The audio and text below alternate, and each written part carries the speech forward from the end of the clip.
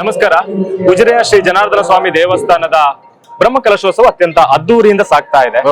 ನಮ್ ಜೊತೆಗೆ ಒಬ್ರು ವ್ಯಕ್ತಿ ಇದ್ದಾರೆ, ಕರಾವಳಿಯಲ್ಲಿ ಅತ್ಯಂತ ಹೆಸರುವಾಸಿಯಾಗಿರುವಂತಹ ವ್ಯಕ್ತಿ, ಎಲ್ಲ ದೈವಜ್ಞ ಕಾರ್ಯಗಳಿಗೆ ಅವರನ್ನ ಕರೆಯುವಂತ ವ್ಯಕ್ತಿ. ಅವರು ಬೇರಾರು ಅಲ್ಲ, ದೈವಜ್ಞರಾಗಿರುವಂತಹ ನಾಗೇಂದ್ರ ಭಾರದ್ವಾಜ್ ಅವರು ನಮ್ಮ ಜೊತೆಗೆ. ನಮಸ್ತೆ. ನಮ್ಮ ಒಂದು ಪುಣ್ಯ ಅಂತ ಅನ್ಕೊಳ್ತೀವಿ, ಯಾಕಂತ ಹೇಳಿದ್ರೆ ಈ ಒಂದು ಅದ್ದೂರಿ ಕಾರ್ಯಕ್ರಮಕ್ಕೆ, ಈ ಒಂದು ಉಜಿರೆಯ ಹಬ್ಬ ಅನ್ನುವಂತ ರೀತಿಯ ಕಾರ್ಯಕ್ರಮಕ್ಕೆ ಆಗಮಿಸಿದ್ರಿ. ಅನ್ನಪ್ರಸಾದದ ಈ ಒಂದು ಅನ್ನ ಛತ್ರಕ್ಕೆ ಭೇಟಿಯನ್ನು ಕೊಟ್ರಿ. ಏನ್ ಅನಿಸ್ತಾ ಇದೆ? ನಿಮ್ಮ ಒಂದು ಅತ್ಯಂತ ಆತ್ಮೀಯ ವ್ಯಕ್ತಿ ಮೋಹನ್ ಕುಮಾರ್ ಅವರು ನಿರ್ಮಿಸಿರುವಂತ ಒಂದು ಅರಮನೆ, ಏನ್ ಹೇಳಲಿಕ್ಕೆ ಬಯಸ್ತೀರಾ ಸರ್? ಮೊದಲಿಗೆ ನನ್ನ ಆತ್ಮೀಯವಾದ ನಮಸ್ಕಾರಗಳು. ಯಾಕಂತ ಹೇಳಿದ್ರೆ ಒಂದು ಬ್ರಹ್ಮಕಲಶ ಅಂತ ಹೇಳಿದ್ರೆ ಒಂದು ಊರಿಗೆ ಹಬ್ಬ. ಯಾಕಂತ ಹೇಳಿದ್ರೆ 12 ವರ್ಷಕ್ಕೊಮ್ಮೆ ಆ ಬಿಂಬದಲ್ಲಿ, ದೇವರ ಬಿಂಬದಲ್ಲಿ ಕಲಾ ಚೈತನ್ಯವನ್ನು ತುಂಬಿಸುವಂತ ಸಮಯ. ಯಾಕಂತ ಹೇಳಿದ್ರೆ ಒಂದು ಚೈತನ್ಯ ಅಲ್ಲಿ ಉತ್ಪತ್ತಿ ಆಗ್ಬೇಕು ಅಂತ ಹೇಳಿದ್ರೆ ಅದಕ್ಕೆ ಪ್ರಧಾನವಾದಂತ ಕೆಲಸ ಯಾವುದು ಅಂತ ಹೇಳಿದ್ರೆ ಅನ್ನದಾನ ಅಂತ. ನಮ್ಮೆಲ್ಲ ಶಾಸ್ತ್ರದಲ್ಲಿ ಹೇಳಿದ್ರೆ ಅನ್ನದಾನಕ್ಕಿಂತ ಮಹತ್ವದ ಯಾವುದೂ ಇಲ್ಲ ಅಂತ. ಹಾಗಿರುವುದು ಅನ್ನದಾನಕ್ಕೆ ಆ ಮಹತ್ವವನ್ನು ಕೊಟ್ಟು ಅದನ್ನು ಚಂದಲ್ಲಿ ಮಾಡಿಕೊಟ್ರೆ ಅದರಿಂದ ದೊಡ್ಡ ಸೇವೆ ಅಂತ ಯಾವುದೂ ಇಲ್ಲ. ವೈದಿಕ ಕಾರ್ಯಕ್ರಮಗಳು ಒಳಗೆ ಹೇಗೆ ಚಂದಲ್ಲಿ ಆಗ್ತದೋ ಅಷ್ಟೇ ಮಹತ್ವವನ್ನು ಪಡ್ಕೊಂಡಂಥದ್ದು, ಅದರಿಂದ ಮಿಗಿಲಾದಂತ ಮಹತ್ವ ಪಡ್ಕೊಂಡಂಥದ್ದು ಈ ಅನ್ನದಾನ ಸೇವೆ. ಹಾಗೆ ಅನ್ನದಾನ ಸೇವೆಯ ಒಂದು ಮಹತ್ ಕಾರ್ಯಕ್ಕೆ ತೆಗೆಲು ಕೊಟ್ಟು ನಿಂತವರು ನನ್ನ ಅತ್ಯಂತ ಆತ್ಮೀಯರು ಅಥವಾ ನನಗೆ ಅತ್ಯಂತ ಬೇಕಾದವರು ಆದಂತಹ ಮೋಹನ್ ಕುಮಾರ್ ಅವರು. ನನಗೆ ಪ್ರಾರಂಭದಲ್ಲೇ ಗೊತ್ತಿತ್ತು ಮೋಹನ್ ಕುಮಾರ್ ಒಂದು ವಹಿಸ್ಕೊಂಡಿದ್ದಾರೆ ಅಂದ್ರೆ ಅದು ಚಂದ ಆಗ್ತದೆ ಅಂತ. ಯಾಕಂದ್ರೆ ನಾನು ಅವರೆಲ್ಲಾ ಕಾರ್ಯಕ್ರಮಗಳನ್ನು ಬಹಳ ಸಮೀಪದಿಂದ ನೋಡಿದವರು. ಒಂದು ಆಲೋಚನೆ ಒಬ್ಬ ಮನುಷ್ಯನಿಗೆ ಬಂತು ಅಂತ ಹೇಳಿದ್ರೆ ಆ ಆಲೋಚನೆಗೆ ಅಂತ ಕ್ರಿಯೇಟಿವಿಟಿ, ಈ ಆಲೋಚನೆಯನ್ನು ಹೇಗೆ ಚಂದ ಮಾಡಬಹುದು ಅಂತ ಹೇಳುವಂತದ್ದನ್ನು ಅವರಿಂದ ಕಲಿಬೇಕಾದ.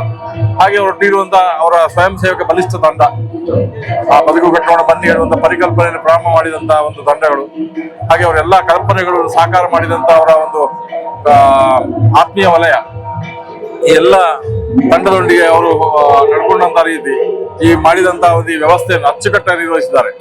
ನಾನು ಒಂದು 2 ದಿನ ಕೆಳಗೆ ನೋಡಿದ್ದೆ, ಫೇಸ್ಬುಕ್ ಅಲ್ಲಿ ನೋಡ್ತಾ ಇದ್ದೆ. ಫೇಸ್ಬುಕ್ ಅಲ್ಲಿ ನೋಡುವಾಗ ನಾನು ಬಹಳ ಕಮ್ಮಿ, ಈ ಸೋಷಿಯಲ್ ಮೀಡಿಯಾ ನೋಡೋದು ಬಹಳ ಕಮ್ಮಿ. ಆದ್ರೆ ಫೇಸ್ಬುಕ್ ಅಲ್ಲಿ 2-3 ಸಲ ಸುಮ್ಮನೆ ನೋಡುವಾಗ ಸಹ ಇಲ್ಲಿ ಅನ್ನ ಛತ್ರದ ಬಗ್ಗೆ ತುಂಬಾ ಬರ್ತಾ ಇತ್ತು. ಹಾಗಾದ್ರೆ ಒಂದು ನೋಡ್ಬೇಕು, ದಯಕೆ ನಾನು ಮೋಹನ್ ಹೇಳಿದೆ, ಇವತ್ತು ಬರ್ತೇನೆ ನಾನು, ನನಗೆ ಇದನ್ನು ನೋಡ್ಬೇಕು. ಹಾಗೆ ಇಲ್ಲಿ ಅನ್ನಪೂರ್ಣೇಶ್ವರಿಯ ಒಂದು ಏನು ಪರಿಕಲ್ಪನೆ ಉಂಟು, ಒಂದು ಹಿಡಿ ಅಕ್ಕಿ ಸೇವೆ ಅಂತ. ಆ ಹಿಡಿ ಅಕ್ಕಿ ಸೇವೆ ಅಂತ ಹೇಳೋದೊಂದು ವಿಶೇಷ ಕಲ್ಪನೆ. ಯಾಕಂತ ಹೇಳಿದ್ರೆ ಯಾದೇವಿ ಸರ್ವಭೂತೇಶು ಕ್ಷುಧಾ ರೂಪೇಣ ಸಂಸ್ಥಿತ ಅಂತ ಹೇಳಿದ್ರೆ, ಅಂದ್ರೆ ದೇವರು ಎಲ್ಲಿದ್ದಾರೆ ಅಂತ ಕೇಳಿದ್ರೆ ಹೊಟ್ಟೆ ಹಸುವಿನ ರೂಪದಲ್ಲಿದ್ದಾರಂತೆ. ಹಾಗೆ ಆ ಹೊಟ್ಟೆ ಹಸು ತಳಿಸಿದ್ರೆ ದೇವರಿಗೆ ತೃಪ್ತಿ ಅಂತ ಲೆಕ್ಕ. ಹಾಗಿರುವಾಗ ದೇವರಿಗೆ ಎಷ್ಟು ನೀವು ಮಂಗಳಾರತಿ ಮಾಡ್ತೀವಿ ಅದ್ರ ಅಷ್ಟೇ ಅಲ್ಲ, ಹೊಟ್ಟೆ ತಣಿಸ್ಬೇಕು. ಆ ಹೊಟ್ಟೆ ತಣಿಸಿದಾಗ ಎಲ್ಲವೂ ತೃಪ್ತಿ, ದೇವರಿಗೆ ತೃಪ್ತಿ ಅಂತ. ಹಾಗೆ ಮನುಷ್ಯ ಒಳಗಿರುವಂತಹ ಆ ದೇವರಿಗೆ ಆ ತೃಪ್ತಿ ಆದಾಗ್ಲೇ ಎಲ್ಲ ಸಾಂಗ ಆಯ್ತು ಅಂತ. ಅದ್ರ ನಮ್ಮ ಧರ್ಮಶಾಸ್ತ್ರಗಳು ಹೇಳ್ತಾರೆ. ಏನಂತ ಹೇಳಿದ್ರೆ ಯಾವುದೇ ಒಂದು ಮಹಾಯಜ್ಞ ಆಗ್ಲಿ, ಯಾಗ ಆಗ್ಲಿ, ಎಲ್ಲ ಎಂತ ಬೇಕಾದ್ರೂ ಒಳ್ಳೆಯ ಕಾರ್ಯಕ್ರಮ ಮಾಡಿದ್ರು ಸರ್, ಅಂತಿಮವಾಗಿ ಆ ಎಲ್ಲ ಲೋಪಗಳ ಪರಿಹಾರ ಆಗ್ಬೇಕು ಯಾವಾಗ ಅಂತ ಹೇಳಿ ಅನ್ನದಾನ. ಹಾಗಿರುವಾಗ ಅಂತ ಒಂದು ಅನ್ನದಾನ ಅಂತ ಹೇಳುವಂಥದ್ದು ಇಲ್ಲಿ ನಿರಂತರವಾಗಿ ನಡೀತಾ ಇದೆ. ಖಾಲಿ ಅನ್ನದಾನ ನಡೆದ್ರೆ ಸಾಕಾಗುದಿಲ್ಲ, ಅದೊಂದು ಕ್ರಮ ಪ್ರಕಾರವಾಗಿ ನಡೀತಾ ಇದೆ. ಪ್ರಧಾನವಾಗಿ ಆ ಶುಚಿತ್ವ ಇಡುವಂಥದ್ದು ನಾನು ನೋಡಿದಂತ ವ್ಯವಸ್ಥೆ, ನೀವು ಕೇಳಿಲ್ವಾ ಏನೇ ವ್ಯವಸ್ಥೆ ಅಂತ. ಎಲ್ಲ ಕಡೆ ಅನ್ನದಾನ ಆಗ್ತದೆ, ಆಗುದಿಲ್ಲ ಅಂತ. ಆದ್ರೆ ಕಸ ಒಂದು ಕಡೆ, ಆ ಶುಚಿತ್ವ ಇಲ್ಲದ ಒಂದು ಕಡೆ ನಾನು ಕಂಡಿದ್ದೇನೆ. ಆದ್ರೆ ಅದು ಅನ್ನ ಪ್ರಸಾದ ಆದ ಕಾರಣ ನಾವೇನು ಕಮೆಂಟ್ ಮಾಡಬಾರ್ದು ಅದ್ರಲ್ಲಿ. ಆದ್ರೆ ಇಲ್ಲಿ ನಾನು ನೋಡ್ಬೇಕಾದಂತ ವಿಷಯ ಅಂತ ಹೇಳಿದ್ರೆ ಶುಚಿತ್ವ. ಇಲ್ಲಿ ನಾನು ಒಳಗೆ ಬರುವಾಗ ಇಷ್ಟು ಜನ ಬಂದು ಹೋಗಿದೆ ಅಂತಾನೆ ಗೊತ್ತಾಗುದಿಲ್ಲ, ಅಷ್ಟು ಶುಚಿತ್ವದಲ್ಲಿ ಇಲ್ಲಿ ನಡೀತಾ ಉಂಟು. ಹಾಗೆ ಒಂದು ಇಲ್ಲಿ ಒಳಗೆ ಬರುವಾಗ ಆಂಬಿಯನ್ಸ್ ಅಂತ ನಾವು ಕರಿತೇವೆ, ಆ ಮಾಡಿದಂತ ಒಂದು ಗೋಪುರಗಳು, ಕಲಾತ್ಮಕವಾದಂತ ರಚನೆ, ಒಂದು ಅನ್ನದಾನಕ್ಕೆ ಹೋದಾಗ ಒಂದು ದೇವಸ್ಥಾನಕ್ಕೆ ಬಂದಂತ ಒಂದು ಪರಿಕಲ್ಪನೆ, ಒಳಗೆ ಬರುವಾಗ ಒಂದು ದೇವಿಯ ಅನ್ನಪೂರ್ಣೇಶ್ವರಿಯ ಒಂದು ಸಾನ್ನಿಧ್ಯ. ಹಾಗಿರುವಾಗ ಮನುಷ್ಯನಿಗೆ ಅನಿಸ್ತದೆ ನಾನು ಊಟ ಮಾಡ್ಲಿಕ್ಕೆ ಬಂದದಲ್ಲ, ಇಲ್ಲಿ ಪ್ರಸಾದ ತಗೊಳ್ಳಿಕ್ಕೆ ಬಂದದ್ದು. ಅನ್ನಕ್ಕೆ ದೇವರ ದೃಷ್ಟಿ ಬಿದ್ದಾಗ ಅದು ಪ್ರಸಾದ ಆಗ್ತದೆ. ಹಾಗಿರುವಾಗ ಆ ಮನುಷ್ಯನಿಗೂ ಆ ಧನ್ಯತಾಭಾವ ಬರ್ತದೆ. ಅಂತ ಧನ್ಯತಾಭಾವವನ್ನು ಅನುಭವಿಸ್ಲಿಕ್ಕೆ ಇಡೀ ಉಜಿರೆ ಪೇಟೆಯವರಿಗೆ ಅಥವಾ ಈ ಭಕ್ತಾದಿಗಳಿಗೆ ಅವಕಾಶ ಮಾಡಿಕೊಟ್ಟದ್ದು ಮೋಹನ್ ಕುಮಾರ್ ಅವರು. ಅವರ ಬಗ್ಗೆ ನನಗೆ ತುಂಬಾ ಹೆಮ್ಮೆ ಇದೆ. ಯಾಕಂತ ಹೇಳಿದ್ರೆ ಈ ಒಂದು ಕಲ್ಪನೆ, ನನ್ನ ಮನಸ್ಸಲ್ಲಿರುವಂತಹ ಕಲ್ಪನೆಗಳೆಲ್ಲ ಅವರ ಹತ್ರ ಹಂಚಿಕೊಳ್ಳುವಾಗ ಅದಕ್ಕೆ ಅದನ್ನ ನೋಡುವಾಗ ಹೌದು ಈ ನಾನು ಸಹ ಎಣಿಸಿದೆ ಹೀಗೆ ಅಂತ ಅನಿಸ್ತದೆ. ಹಾಗಿರುವಾಗ ನನ್ನ ಅತ್ಯಂತ ಒಂದು ಖುಷಿಯಾದಂತಹ ಒಂದು ಸಮಯ. ನಾ ಇನ್ನು ದೇವಸ್ಥಾನಕ್ಕೆ ಹೋಗ್ಬೇಕಷ್ಟೇ. ನಾನು ಸುರು ಹೇಳಿದ ಅನ್ನ ಛತ್ರಕ್ಕೆ ಬರ್ತಾರೆ, ಸುರು ಅನ್ನ ಛತ್ರ ನೋಡಿ ಮತ್ತೆ ದೇವರ ಪ್ರಸಾದ ಮಾಡುವ ಹಾಗೆ ನಂಗೆ ಖುಷಿ ಆಯ್ತು. ಹಾಗೆ ಇನ್ನೂ ಇವರಿಂದ ಹಾಗೆ ಈ ಕ್ಷೇತ್ರಕ್ಕಾಗ್ಲಿ, ಪರಿಸರಕ್ಕಾಗ್ಲಿ, ಹಾಗೆ ಎಲ್ಲ ನಮ್ಮ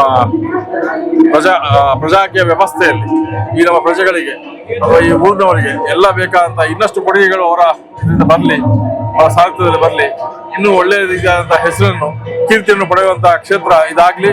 ಹಾಗೆ ಅವ್ರಿಗೂ ಆ ಶ್ರೇಯಸ್ಸನ್ನು ಸಿಗ್ಲಿ ಅಂತ ನಾನು ಆರಾಧನೆ ಮಾಡುವ ತಾಯಿಯಲ್ಲಿ ಮುಖಾಮಿಗೆ ಪ್ರಾರ್ಥನೆ ಮಾಡ್ತಾ ಆಶೀರ್ವಾದ ಹಾಗೆ ಇನ್ನಷ್ಟು ಬೆಳೀಲಿ ಅಂತ ಹೇಳುವಂತ ಒಂದು ಇಚ್ಛೆ ಸಹ ಇದನ್ನು ವ್ಯಕ್ತಪಡಿಸ್ತಾ ನನ್ನ ಎರಡು ಮಾತು ಮುಗಿಸ್ತಾ ನಮಸ್ಕಾರ. ಮೋಹನ್ ಕುಮಾರ್ ಅವರು ನಿಮ್ಮ ಹೆಮ್ಮೆ ಅಂತ ಹೇಳಿದ್ರಿ, ಎಷ್ಟು ಸರಳತೆಯ ವ್ಯಕ್ತಿ ಅಂತ ಹೇಳಿದ್ರೆ ಇವತ್ತು ಸಿಗುವಂತ ಗೌರವವನ್ನ ತನ್ನ ತಾಯಿಯ ಮೂಲಕ ಆ ಗೌರವವನ್ನು ಕೊಡಿಸಿದ್ದಾರೆ. ನೋಡಿ, ಗೌರವ ಉಂಟಲ್ಲ, ತಾಯಿ ಯಾರು? ತಾಯಿಯ ಪ್ರಥಮ ಗುರು ಆಯ್ತಾ. ಪ್ರಥಮ ಅಂತ ಕಣ್ಣು ಬಿಟ್ಟಾಗ ಮಗು ನೋಡುದು ಯಾರನ್ನು? ತಾಯಿಯನ್ನು. ತಾಯಿ ನಮಗಿಲ್ಲ, ದೇವರೇ ಇಲ್ಲ. ಹಾಗಿರುವಾಗ ವ್ಯಕ್ತಿ ಸರಳತೆ ಇಲ್ಲ, ಅದು ಸಮರ್ಪಣಾ ಭಾವ. ಯಾಕಂತ ಹೇಳಿದ್ರೆ ಕಣ್ಣಿಗೆ ಕಾಣುವ ದೇವರಿಂದನೂ ಹೆತ್ತ ತಾಯಿಯ ದೇವರಿಗೆ ಸಮಾನ ಅಂತ ಹೇಳ್ತಾರೆ. ಕಣ್ಣಿಗೆ ಕಾಣುವ ದೇವ್ರು ಮಾತ್ರ, ಕಾಣದ ದೇವರಲ್ಲ, ಕಣ್ಣಿಗೆ ಕಾಣುವ ದೇವರು. ಹಾಗಿರುವಾಗ ಅವ್ರಿಗೆ ಸಿಕ್ಕಿದ ಗೌರವವನ್ನು ಆ ತಾಯಿಗೆ ಸಮರ್ಪಣೆ ಮಾಡಿದಾಗ ಅದು 100ಕ್ಕೆ 100 ಸಂಶಯ ಹೇಳೋದ್ರಲ್ಲಿ 100ಕ್ಕೆ 100 ದೇವರಿಗೆ ತೃಪ್ತಿಯಾಗಿರ್ತದೆ. ಯಾಕಂತ ಹೇಳಿದ್ರೆ ನೀವು ನೋಡಿರ್ಬೋದು, ತಾಯಿ ಗಂಡಲ್ಲಿ ನೀರು ಬಂತು ಅಂದ್ರೆ ನಾನೊಂದು ಮಗನ ಸಾರ್ಥಕ ಆಯ್ತಲ್ಲ ಬದುಕು ಅಂತ ಹೇಳೋದು ತೃಪ್ತಿ ಬಂತು. ಅದು ಒಂದು ತಾಯಿಗಿರುವಂತ ಒಂದು ತೃಪ್ತಿ. ಅದಕ್ಕೆ ನೀವು 1 ಕೋಟಿ ರೂಪಾಯಿ ಕೊಂಡೋಗಿ ತಾಯಿ ಕೊಟ್ಟರು ಆ ತೃಪ್ತಿ ಬರ್ಲಿಕ್ಕಿಲ್ಲ. ಆ ಕಣ್ಣಲ್ಲಿ ನೀರು ಬಿತ್ತಲ್ಲ, ಅದು ಮೋಹನ್ರು ಮಾಡಿದ ಒಂದು ಸಾಧನೆ ಅಂತ ಹೇಳ್ಬೋದು.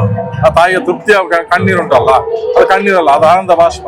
ಹಾಗಿರುವಾಗ ಅಂತ ಒಂದು ಮಾತ್ಕಾರ್ಯವನ್ನು ಮಾಡಿದಂತ ಇಂಥ ಮಗನ ಪಡೆದಂತ ಆ ತಾಯಿಯು ಧನ್ಯ ಅಂತ ಹೇಳ್ಬೋದು. ಹಾಗೆ ಇಂಥವ್ರನ್ನ ಒಂದು ಸಾರಥಿಯಾಗಿ ಪಡೆದಂತ ಎಲ್ಲ ನಿಮ್ಮ ಶ್ರಮಿಕರು ಸಹ ಧನ್ಯರು ಅಂತ ನಾನು ಹೇಳ್ತೀನಿ ಬಯಸ್ತೇನೆ. ಯಾಕಂದ್ರೆ ನಿಸ್ವಾರ್ಥವಾಗಿ ಸೇವೆ ಮಾಡುವಾಗ ಹೆಸರು ಬೇಕು, ಬೋರ್ಡ್ ಬರೋಡು ಅದರಲ್ಲಿ ಬರಬೇಕು, ಪೇಪರ್ಲಿ ಬರಬೇಕು, ಅದಕ್ಕೋಸ್ಕರ ಮಾಡಿದಲ್ಲ. ಯಾವಾಗ ನೀವು ನಿಸ್ವಾರ್ಥವಾಗಿ ಸೇವೆ ಮಾಡ್ತೀರೋ ಆಗ ತನ್ನಷ್ಟಕ್ಕೆ ಎಲ್ಲ ಕೀರ್ತಿಗಳು ತನ್ನ ಹುಡುಕಿಗಳು ಬರ್ತದೆ. ಹಾಗಿರುವಾಗ ದೇವರು ಅನುಗ್ರಹ ಹೇಗಿರ್ತದೆ ಅಂತ ಕೇಳಿದ್ರೆ, ನಾವೊಂದು ಹೆಸರು ಬರಬೇಕು ಅಂತ ಒಂದು ಕೆಲಸ ಮಾಡ್ತಾ ಹೋದ್ರೆ ಹೆಸರು ಬರುದಿಲ್ಲ. ನಾವು ಏನು ಬೇಡ ಅಂತ ಗೊತ್ತವರಿಗೆ ದೇವ್ರು ಕೊಡುದು.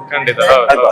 ಯಾವಾಗ ನಂಗೆ ಏನು ಬೇಡ, ನೀನು ಸೇವೆ ಮಾತ್ರ ಸಾಕು ಅಂತ ಹೇಳಿಸ್ತೇವ, ಆಗ ದೇವ್ರು ಎಲ್ಲವನ್ನು ಕೊಡ್ತಾನೆ. ಹಾಗೆ ಅದಕ್ಕೊಂದು ಉದಾಹರಣೆ ಇವತ್ತು ನಾವು ಒಂದು ವ್ಯವಸ್ಥೆ ಮೋಹನ್ ಕುಮಾರ್ ಅವರ ಸಾಧನೆ ಅದಕ್ಕೊಂದು ಉದಾಹರಣೆ. ಕೆಲಸ ಮಾತಾಡ್ತಾ ನಾಹಂ ಕರ್ತ ಹರಿಕರ್ತ, ನಾನೇನು ಮಾಡಿದ್ದಲ್ಲ, ಎಲ್ಲ ಮಾಡಿಸುದು ಅಂತ ಏನು ಕಲ್ಪನೆ ಮಾಡಿದ್ದಾರೆ, ಅದಕ್ಕೆ ಅದು ಸಾರ್ಥಕತೆ ಅದರ ಜೀವನ. ಇನ್ನು ಮುಂದೆ ಅವರ ಸಮಾಜ ಸೇವೆ ಹೀಗೆ ಮುಂದುವರಿಲಿ ಅಂತ ಆಶೀರ್ವದಿಸ್ತಾರೆ. ನಾನು ಮಾತು ಮುಗಿಸ್ತೇನೆ. ಹಾಗೆ ಒಂದು ಅವಕಾಶಕ್ಕಾಗಿ ವಂದಿಸ್ತಾರೆ. ಧನ್ಯವಾದಗಳು.